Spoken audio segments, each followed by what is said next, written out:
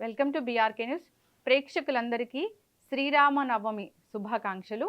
అయితే ఈ శ్రీ విశ్వావసునామ సంవత్సరంలో వచ్చే శ్రీరామనవమికి చాలా ప్రత్యేకత ఉంది.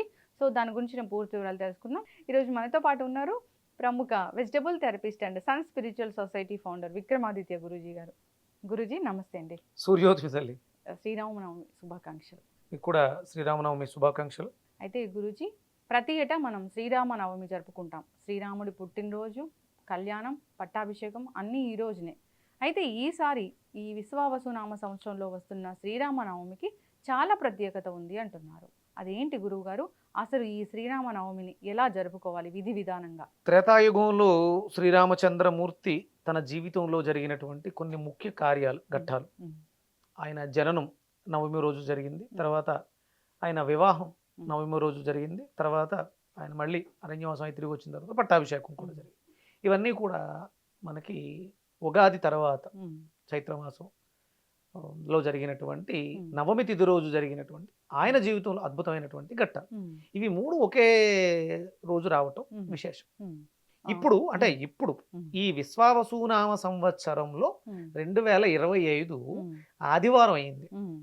అంటే మనకి శ్రీరామనవమి ఇంతకు ముందు మంగళవారం, బుధవారం ఇలా జరుగుతూ ఉంటుంది. కానీ ఈ విశ్వావసునామ సంవత్సరంలో అంటే మనకి ఇది 60 సంవత్సరాలలో 39వ సంవత్సరం కింద మనం దీన్ని విశ్వావసునామ సంవత్సరం, క్రోధినామ సంవత్సరం తర్వాత వచ్చేటువంటి విశ్వావసునామ సంవత్సరం ప్రధానంగా తీసుకుంటే ఇక్కడ ఈ సంవత్సరానికి ఉగాది ఆదివారం పడింది. అంటే ఏ వారం అయితే పడుతుందో ఆ వారాధిపతి రాజు అవుతారన్నమాట.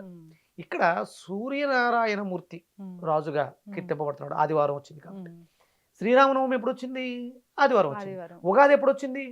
ఆదివారం వచ్చింది.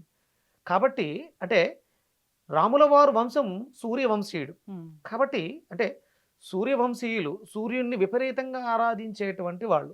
ఒక కుల గురువుగా, ఒక వంశానికి గురువుగా సూర్యుడిని పెట్టుకున్నారు. అంటే ఇప్పుడు ఉన్నట్టు కోరికలు తీరాలంటే వారాహికి పూజ చేయండి, ఆ పూజలు చేయండి, ఈ పూజ చేయండి లేవు. ఉన్నది ఒక్కటే ధర్మం, ఉన్నది ఒక్కటే దైవం, ప్రత్యక్ష భగవానుడు సూర్యుడు. సూర్యవంశీయులు, చంద్రవంశీయులు. సూర్యుడి ద్వారా వచ్చినటువంటి కిరణ కాంతిని తీసుకుని చంద్రుడు వెలుగుతాడు, వెలుగొందుతాడు. అవును, ఇవి రెండే, వేరే ఏమీ లేవు మనకి. ఇక్కడ ఈయన సూర్యవంశీయులు, కొంతమంది అక్కడ చంద్రుడి వంశీయుల కింద కూడా తీసుకుంటాడు. చంద్రగుప్త రాజులు ఎలా ఉంటారు. ఆ ఆదివారం పునర్వసు నక్షత్రం మనకి ఇక్కడ తగలటం. ఉదయంకి పునర్వసు నక్షత్రం ఉంది. మధ్యాహ్నం నుంచి అభిజిత్ లగ్నానికి వెలుతుల్లోకి పుష్యమీ నక్షత్రం వస్తుంది. ఆదివారం పుష్యమీ నక్షత్రం విశేష యోగం. అవును, అది రాముల వారు జన్మించిన తిథితో కలిసి ఉండడం మరింత విశేషం. ఆ రోజే శ్రీరామనవమి పుట్టినరోజు వేడుకలు, కళ్యాణం, మధ్యాహ్నం కళ్యాణం, అలాగే సాయంత్రం పట్టాభిషేకం. అంటే మీ జీవితాల్లో అంటే ఇప్పుడు అది రాముల వారు అనుభవించారమ్మా ఆనందాన్ని. అది మనకి ఎలా అన్వయించుకోవాలి? అవును, మనం ఆ రామ నామంతో రమిస్తే, మనలో ఆత్మారాముడిగా రాముడు ఉన్నాడని భావిస్తే ఇవన్నీ నా జీవితంలో జరుగుతున్నాయి. నేను పుట్టాను, నేను ఈ రోజు పుట్టాను, రాముడిగా పుట్టాను, రాముడు వంశీ. నేను గర్వంగా చెప్తాను, నేను సూర్యోపాసకుడిని, సన్ స్పిరిచువల్ సొసైటీ ఫౌండర్. మీరు వెజిటబుల్ థెరపీ అన్నారు, ఆధ్యాత్మికవేత్త. ఎస్, నేను గర్వంగా ఫీల్ అవుతాను. ఎందుకంటే నేను వేదం గురించి తెలుసుకుంటున్నాను, ధర్మం గురించి తెలుసుకుంటున్నాను. రాముల వారు చేసింది అదే. అంటే రామతత్వాన్ని అన్వయించుకోవాలంటే ఆహార విహార వ్యవహారాల్లో బాగుండాలి. అసలు చాలా మనం నేర్చుకోవాలి గురువు గారు. అంటే మనం ప్రతిదీ ఆ రామాయణం చదివినప్పుడు ఆ ఒక్కొక్క ఘట్టాన్ని గురించి మనం చదువుతున్నప్పుడు అది మన జీవితంలో ఎలా వస్తే ఎలా మనం దాన్ని ఓవర్కమ్ చేయాలనేది కూడా ఖచ్చితంగా నేర్చుకోవాల్సి ఉంటుంది. సో రేపు పట్టాభిషేకం అనంగా అరణ్యవాసానికి వెళ్ళమంటారు. అంటే అది అంతే కదా తునప్రాయంగా. అంటే ఆ పట్టాభిషేకం రాజు అనేటువంటి కీర్తి కిరీటం నాకు అవసరం లేదు, తండ్రి మాట కోసం చాలు, విడిచిపెట్టేస్తున్నాను అని ఏమీ మాట్లాడకుండా తండ్రి మాటని గౌరవించడం ఒకటి, రెస్పెక్ట్ ఖచ్చితంగా. అలాగే పినతల్లి, ఆవిడ పినతల్లి కోరిక, సొంత తల్లి కూడా కాదు, పినతల్లి కోరిక కోసం ఓకే, ఏమో ఆవిడకి ఏ తలంపుతో ఆ ఆలోచన వచ్చిందో తండ్రి గారిని ఈ మాట అడిగి తీసుకుందో అని ఏమీ మాట్లాడకుండా, అంటే మనం ఆలోచిస్తున్నాం ఇలా అని, ఆయన అది కూడా ఆలోచించరు. శ్రీరామచంద్రమూర్తి ఏం చెప్పారు? విగ్రహవాన్ ధర్మ. అంటే ధర్మాన్ని పోతే ఒక విగ్రహం తయారైతే అది శ్రీరామచంద్రమూర్తి. ఈ ఊరికే ఆ కీర్తి ప్రతిష్టలు. అంటే ఒక ఋషి, వాల్మీకి అనే ఒక ఋషి ఇది రాయాలి ఒక కావ్యంగా అనేటువంటి స్ఫురణ కలిగినటువంటి భావ వ్యక్తీకరణ బంధుత్వ సమేత మానవతామూర్తి శ్రీరామచంద్రమూర్తి. అంతే కదా గురువు గారు.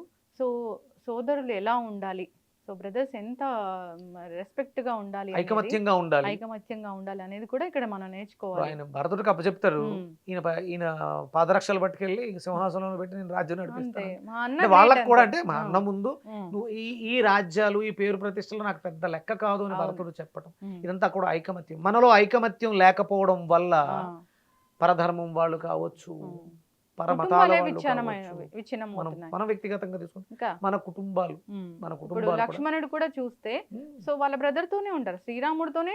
సరే అన్న నువ్వు వెళ్ళరా, నీకు కదా వెళ్ళరా, నేను ఇక్కడ ఉంటాను అనలేదు. అలాగే సీతమ్మ కొత్తగా పెళ్ళయింది, మీరు వెళ్ళండి, నేను మా పుట్టింటికి వెళ్ళిపోయి 14 ఏళ్ళ తర్వాత మళ్ళీ వస్తానులే లేదు అనలేదు. ఇప్పుడు ఖచ్చితంగా ఫ్యామిలీస్ అన్ని కూడా వీటిని అసలు ఎలా శ్రీరాముడు ఎలా కష్టాలను ఎదుర్కొన్నారు అంటే, ఏదైనా సరే అమ్మా, కష్టం ఏదైనా సరే నిగ్రహంతో నీ ధర్మాన్ని నువ్వు అనుసరిస్తే అది పూచిక పుల్లలా వెళ్ళిపోతుంది అని చెప్పడం కోసం ఆయన ఆ రూపాన్ని ధరించి మన కోసం అద్భుతమైనటువంటి గాథను అందించారు. ఇందులో ఇక్కడ మనకి ఇదంతా జరిగిపోయింది. ఇది ఇప్పుడు మనకి భవిష్యత్తుకి ఉజ్వలంగా మారాలంటే మనం ఏం చేయాలంటే ధర్మాన్ని అనుసరించాలి. ప్రతి అంటే ఈ జనరేషన్ కూడా ఆ క్వాలిటీస్ ని వాళ్ళలో ఇంప్రవైజేషన్ చేసుకోవాలి డెఫినెట్ గా.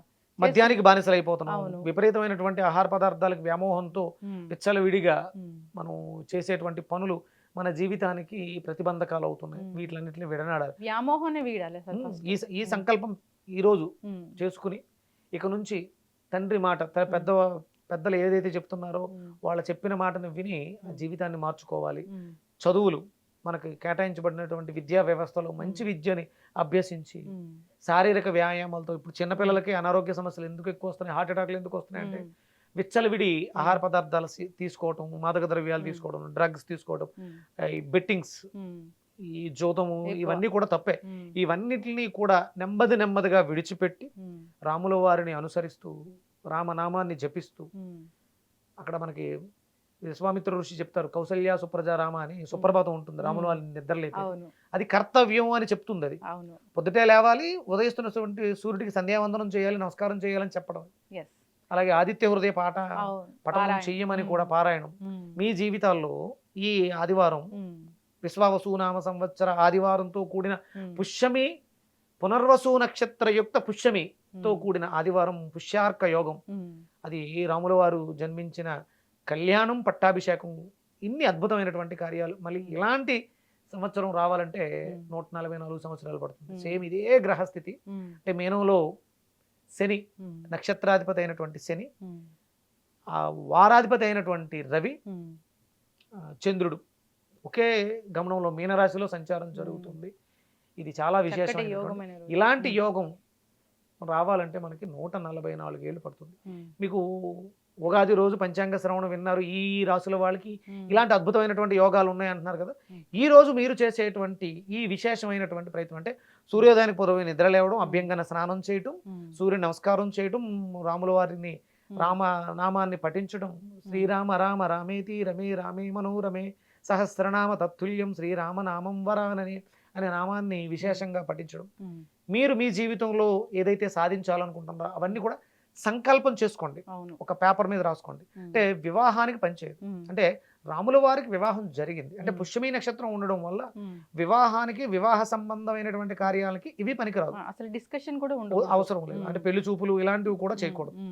కొత్త వాహనాలు, ఏదైనా మంచి మంచి వ్యాపారాలు, మీ సంకల్పం, ఇల్లు కట్టుకోవాలి, ఇలాంటి వాటికి కూడా మీరు శంకుస్థాపన ప్రారంభం చేసుకోండి. కొబ్బరికాయ కొట్టండి, ఒక పేపర్ మీద ఈ సంవత్సరం, ఈ విశ్వావసునామ సంవత్సరంలో నా కోరికలు అవి రాసుకోండి. ప్రయారిటీ ప్రకారం పైన రాసుకోండి. ఇంట్లో ఎలా మనము జరుపుకోవాలి గురువు గారు?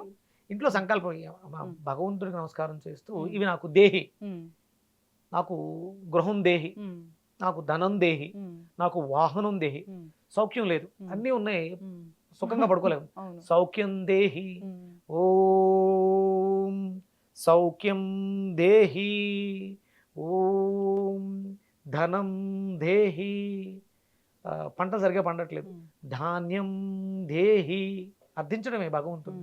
ఈ సంవత్సరానికి సూర్యుడు రాజు, శని చంద్రుడు మంత్రి, సైన్యాధికారి వచ్చి శనేశ్వర్ల వారు.